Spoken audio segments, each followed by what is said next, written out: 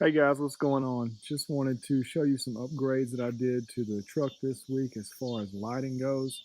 I'm a big fan of lighting. I don't think you can ever have too much light. I think you can have too many lights on a truck or a Jeep.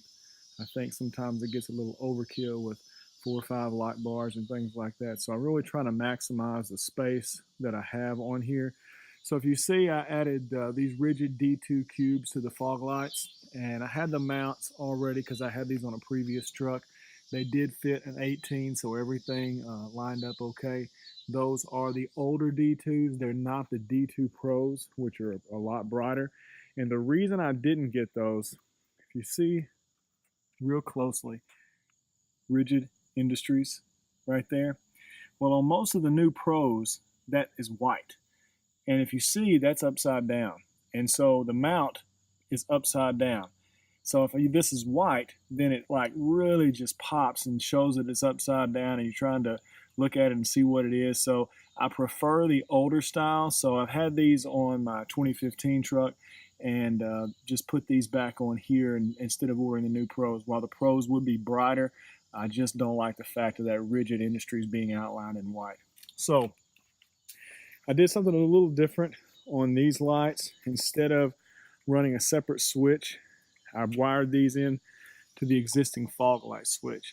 I'll put a link down there. I got I think it's an anti-flicker, something to do with the CanBus system that was recommended to me. I'll put links down in the comments of everything I got. I actually got a connector that fit the factory fog light connector and then split into 2 Deutsch connectors. So it's pretty simple, actually. I got everything tucked back up in there and zip tied and didn't have to run any more wires or switches.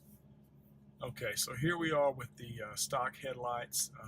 It is pretty dim here. The high beams, I've got these on automatic high beams, so that's a little bit of a glitch in there sometimes, so they're not popping on automatically. But what you see right now is stock halogen projector headlights, and let's turn the rigids on in the fog lights. And so that does a pretty good job of lighting up everything, at least in the near term. I can even see some of those trees way down there. One more time, off and on.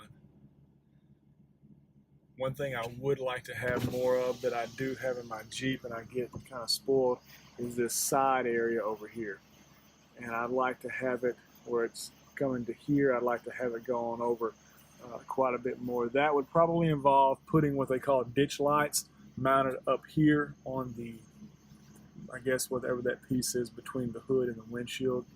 So not sure if I want to do that, but the D2s definitely put out some light. I don't know if you can see some of those trees in the background that are lit up. I can't see them actually when I'm recording, but maybe they'll come out in the video.